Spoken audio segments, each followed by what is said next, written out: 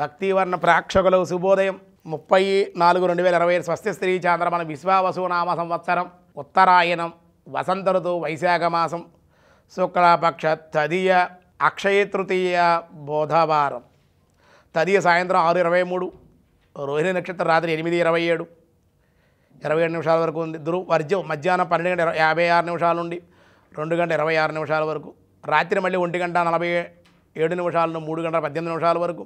దుర్ముహూర్తాలు ఉదయం 11:31 నుండి మధ్యాహ్నం 12:21 వరకు, సూర్యోదయం 5:39, సూర్యాస్తమయం 6:14.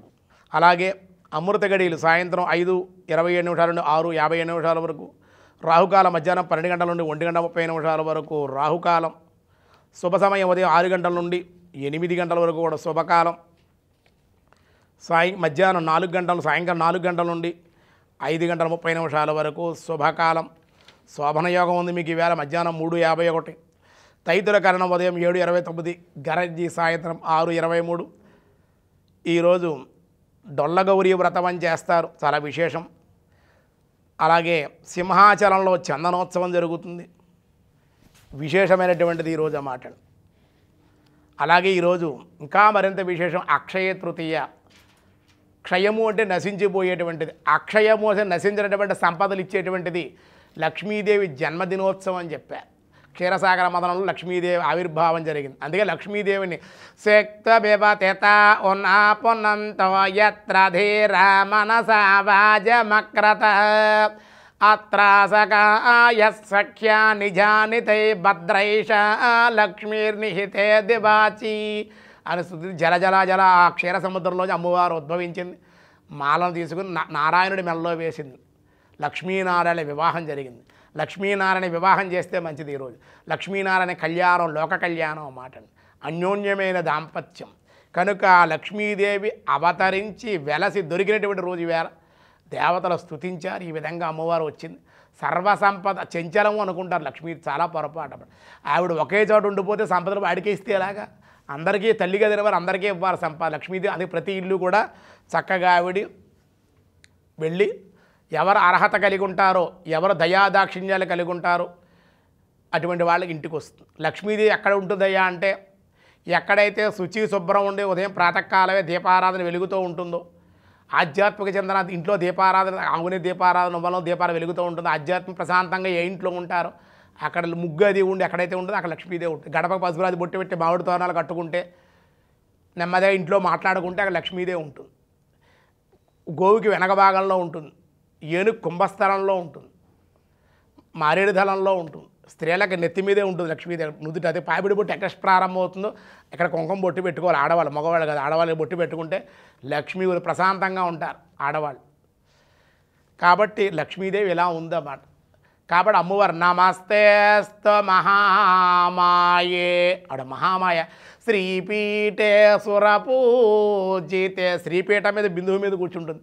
సూర్యుడు దేవతలు పూజ చేస్తారు, ఆరాధి సేవిస్తారు అమ్మవారు. శంఖచక్ర గదాహస్తే మహాలక్ష్మీ నమోస్తుతే. మహాలక్ష్మి అంటే కానీ విష్ణుమూర్తి దగ్గర ఉండే అమ్మవారు శంకుచక్రాలతో ఉంటుంది ఆవిడ. శంఖచక్ర గదాహస్తే. స్వామి ఏం పట్టుకుంటే అదే పట్టుకుంటే, స్వామి ఏ వాహనం ఎక్కితే అదే వాహనం ఎక్కుతుంది ఆవిడ కూడా. పద్మాసనే పద్మకరే సర్వలోకైక పూజితే. పద్మం మీద పద్మాక్షి పద్మసంభవ అన్నారు కదా, పద్మం మీద ఉద్భవించేది కూడా పద్మంలాగే ఉంటుంది, ఎర్రగానే ఉంటుంది అమ్మవారు. కళ్ళు పద్మాలు, పెదాల పద్మాలు ఎర్రగానే ఉంటుంది, చేతులు పద్మాలు గులాబీ రంగులో ఉంటాయి పద్మాలలాగా. ఆవిడ రూపమే పద్మం, ఎందుకంటే పద్మంలో పుట్టింది కూడా పద్మం. మన మట్టిలో పుట్టే మన ఒళ్ళొద్దా బట్టే, ఎందుకంటే ఎలా అనుకుంటే బట్టి వస్తుంది. వేసంగాలం చూడాలి, ఎలా అనుకుంటే బట్టి వస్తుంది. పంచభూతాత్మైన దేహం మంది. ఆవిడ దివ్యదేహాలు దేవతల వాడు, పద్మంలో ఉద్భవించింది. కాబట్టి ఆవిడ పద్మాక్షి పద్మసంభవ అన్నారు లక్ష్మీదేవి. అటువంటి అమ్మవారిని ఈవేళ అక్షయ తృతీయ రోజు చాలామంది బంగారం ధనత్రయోదశి, దీని డిఫరెన్స్ అదే. దానం చెయ్యాలి, బంగారం కొనమని ఎక్కడా లేదు. డబ్బు ఉన్నవాడు కొనుక్కోడు, తప్పులేదు, కొనద్దని నేను చెప్పట్లే. డబ్బు ఉన్నవాడు కొనుక్కోడు. ఉన్నటువంటి వాడు ఇంట్లో ఉన్న బంగారాన్ని కుంకుడికాయ పులుసు బ్రష్ పెట్టి కొత్త బ్రష్ కొనుక్కుని ఆ బ్రష్తో కుంకుడికాయ పులుసుతో మీకు ఉన్న ఆభరణాలన్నీ కూడా శుభ్రం చేసి కడిగి పసుపు బొట్టి పెట్టి కుంకుమ బొట్టి ఆభరణం అమ్మవారికి అలంకరించండి. ఇంట్లో లక్ష్మీనారాయణ ఆరాధన చేయండి. లక్ష్మీదేవికి అలంకరించండి, కలసం మీద కానీ చిత్రపటం మీద కానీ అమ్మవారి దగ్గర పెట్టుకోండి. మీకున్న ధనం ఏమన్నా ఉంటే అక్కడ పెట్టి పూజ చేసుకుని ఆ ధనం మళ్ళీ బీరువాలో పెట్టుకోండి. గోమతి చక్రాలతో పూజ చేయడం 4 గోమతి చక్రాలు బీరువాలో పెట్టుకోండి. ఇలా చేసుకుంటే లక్ష్మీదేవి విశేష అక్షయ తృతీయ అంటే ఏ స్వల్పంగా దానం చేసిన విశేషమైన సత్ఫలితాలు ఇచ్చేటువంటిది అని అర్థం. మీ స్కీములు పెడుతూ ఉంటాయి బ్యాంకులో చూడండి, ఈ నెల నుంచి ఈ నెల వరకు డబ్బులు వేసి ఇంట్రెస్ట్ పెంచుతాం అంటారే, అలాగే అక్షయ తృతీయ రోజుని ఈ అక్షయ తది రోజుని కనుక అంటే పాడ్యమి విధియ తదియ తృతీయ అంటే 3వ తిథి అన్నమాట. కాబట్టి ఈ తిథి రోజున ఏ స్వల్పంగా దానం చేసినా ఎక్కువ ఫలితాలు ఇస్తారని చెప్తుంది లక్ష్మీదేవి. అంటే ఎవరికైనా నాలాంటి వాడికి ఒక గృహదానం చేశారనుకోండి, గురువుగారు 10 లక్షల యావరేజ్ తీసుకుని కొనుక్కోండి అన్నారనుకోండి, మీకు ఏమవుతుంది, కొన్ని వందల మీ 7 తరాల వరకు కూడా మీకు సంపదన లోటు లేకుండా ఇస్తుంది. లేదా ఒక పంచి దానం ఇచ్చారు, 10 పంచులు కూడా మీకు ఇస్తాడు. అలా ₹1 దానం ఇస్తే దేవతలకు కానీ బ్రాహ్మణులకు కానీ పేదవాళ్ళకి కానీ ఇస్తే ఈవేళ అక్షయమైన ఫలితాలు పుణ్యాలు కలుగుతాయి. దాని రెట్టింపు వస్తుందన్నమాట. రాదా అంటే వస్తుంది. ఫోన్పేలో మీరు చేస్తే పోట్లే డబ్బులు, అలాగే వస్తుంది. బ్యాంకులో మీరు డిపాజిట్ చేసి ఇన్ని సంవత్సరాలు కానీ రావట్లే. అలాగే ఈ జన్మలో వచ్చే జన్మగానే వస్తాయి. ఈ జన్మలో కూడా మీరు అందించగలుగుతారు. ఆ కర్మ ఫలితం తగ్గిపోతూ ఉంటుంది. దానాల వల్లే మన పాపం నశించిపోతూ ఉంటుంది. నేను చేస్తున్నాను, నేనే చేశానని చెప్పకూడదు. మీరు చేసిన దానం ఎదురువాడికి కూడా, మీ కుడి చేత్తో దానం చేస్తే ఎడం చేత కూడా తెలియకూడదు. దానగుణం అలా ఉండాలి. మనసులో కూడా నేను చేశాను అనుకోకూడదు. నారాయణుడు చేయించాడు, అమ్మవారు చేయించింది అనుకోవాలి తప్ప ఏ యోగం ఉంది నాకు కలిగింది చేశానని చెప్పాలి. అంతే తప్ప ఇచ్చి బాధపడు. చాలామంది దానం ఇచ్చి కూడా బాధపడుతూ ఉంటారు. గురువుగారికి గృహం ఇచ్చాను, ఆయనకి బండి ఇచ్చాను, ఈయనకేమో చెప్పులు ఇచ్చాను, ఆయనకి గోవు ఇచ్చాను, ఎలా చెబుతా అనుకుంటే అలా అనుకోకూడదు అన్నమాట. అలా అంటే ఫలితం వెంటనే తీసేస్తారు. భావన మన భగవంతుడు ఎప్పుడో నాకు ఇచ్చాడు, ఇప్పుడు నేను దానం చేస్తే మళ్ళీ మీకు బాగోదు. ఇంకో జన్మలో ఈ జన్మలో మీరు ఈ జన్మలో ఎలా ఉన్నారు, మీరు విశేషమైన ధన సమృద్ధితో ఉన్నారు. పూర్వజన్మ పుణ్య విశేషమే. మీ తల్లిదండ్రులు మీరు చేసే పుణ్యం దాన ధర్మాల వల్లే మీరు అలా ఉన్నారు. ఈ జన్మలో చేస్తే ఈ జన్మలో వచ్చే జన్మలో కూడా మీకు అవి ట్రాన్స్ఫర్ అవుతాయి, డిపాజిట్లోకి వెళ్తాయి. దానివల్ల అక్షయ తృతీయ అంటే అది. ఇంకా రెండవది, అక్షయ తృతీయలో ఏ స్వల్పంగా పాపం చేసినా రెట్టింపు పుణ్యం వస్తుంది చూసారా. అక్షయ తృతీయ ఏ స్వల్పంగా పాపం చేసి ఎక్కువ ఫలితం కూడా ఉంటుంది. పుణ్యాలే కాదు, దానాలే కాదు, పాపం కూడా ఏ స్వల్పంగా చేసినా ఎక్కువ దాన్ని అనుభవించవలసి ఉంటుంది. అంటే ఏ తప్పుడు పనులు ఈరోజు చేయకూడదు, తప్పులేవి చేయకూడదు, ఇతరుల విషయాలు జోక్యం చేసుకోకూడదు, దొంగతనాలు చేయకూడదు, చోరత్వం చేయకూడదు, వ్యసనాల జోలికి వెళ్ళకూడదు. ఇవాళ అలా ఉంటే అక్షయ తృతీయ విశేషమైన అక్షయ ఫలితాలు అంటే అది పుణ్య ఫలితాలు ఉంటాయి, పాప ఫలితాలు కూడా ఉంటాయి. చేయకండి, జాగ్రత్తగా ఉండండి. అదిగా దానికి లక్ష్మీనారాయణ ఆరాధన. మహాలక్ష్మి ఏమో నారాయణ సమేతంగా ఆరాధిస్తేనే ఆవిడ సంతోషపడుతుంది. వాళ్ళిద్దరూ విడగొట్టకూడదు. రావణాసు సీతాదేవుని కోరుకున్నాడు, ఏమయ్యాడు. శూర్పణఖ రాముడిని కోరుకుంది, ఏమైంది. కనుక విడగొట్టకూడదు. లక్ష్మీనారాయణలే పార్వతీ పరమేశ్వరుని, సరస్వతీ బ్రహ్మలను, సీతారాములు విడిచి ఏ దేవతలు పూజ భార్యాసమేతంగా చేస్తేనే సత్ఫలితాలు. అమ్మవారే రికమెండేషన్ చేస్తుంది. మోక్షలక్ష్మి, సిద్ధలక్ష్మీర్మోక్షలక్ష్మి, జయలక్ష్మి, సరస్వతి. ఏమంటే పాపం చూడండి, వాడు దేహం వృద్ధాప్యం వచ్చి వాడు ఒంగోలేకపోతున్నాడు, నుంచోలేకపోతున్నాడు, పడుకోలేకపోతున్నాడు. ఎందుకంటే వాడికి మోక్షాన్ని ఇవ్వండి. లక్ష్మీదేవి రికమెండేషన్ చేస్తేనే స్వామి తొందరగా మోక్షాన్ని ఇస్తాడు. అందుకే ఆవిడ మోక్షలక్ష్మి, ఆడవాళ్ళకే దయాగుణం, కారుణ్యం. అటువంటి అమ్మ లక్ష్మీదేవి. అటువంటి అమ్మవారి పుట్టినరోజు, జన్మదినం, పిల్లలకి విద్యాభ్యాసాలకి, వ్యాపార ప్రారంభాలకి, మంచి మంచి పనులు చేయడానికి వేళ విశేషమైనటువంటి రోజుగా మీకు చెప్పడం. అందులో బుధవారం రావడం విశేషం. కాబట్టి అక్షయ తృతీయ సందర్భంగా భక్తి వన్ తరపున, తెలుగు వన్ తరపున, భారతీయులకి, ప్రవాస భారతీయులకి కూడా అక్షయ తృతీయ శుభాకాంక్షలు, శుభ ఆశీస్సులు.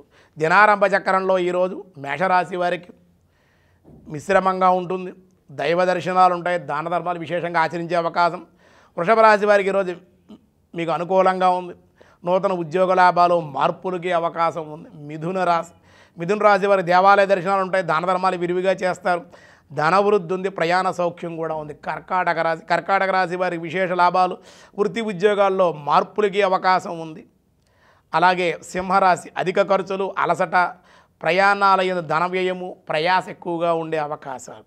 కన్యారాశి మానసిక శాంతి, చిన్న అనారోగ్య సమస్యలు, కోప స్వభావంగా ప్రవర్తించే అవకాశం. తులారాశి దైవ కార్యక్రమాల్లో పాల్గొనుట, ధనలాభం ఉంది, దేవాలయ దర్శనాలు ఉంటాయి. వృశ్చిక రాశి శుభకార్య లాభాలు, శుభవార్తలు వినే అవకాశాలు, ఆరోగ్య లాభం, దైవ ఆరాధన మీకు మేలు చేసే అవకాశం ఉంది ఈరోజు. ధనస్సు రాశి ప్రయాణాలు, పుణ్యనది తీర్థ సేవనాలు, ఆనందం. మకర రాశి శుభ ప్రయత్నాలు అనుకూలం, విందు వినోదాల్లో పాల్గొనే అవకాశం. కుంభరాశి శుభకార్యాల్లో పాల్గొంటారు, శుభకార్య నిమిత్తమే అధికంగా ఖర్చులు అవుతాయి, కుటుంబ ఆనందం కూడా కుంభరాశి వారికి ఉంది. మీనరాశి విహారయాత్రలు, బంధుమిత్రుల సంగమము ఉంది, ప్రయాణ సౌఖ్యం ఉంది.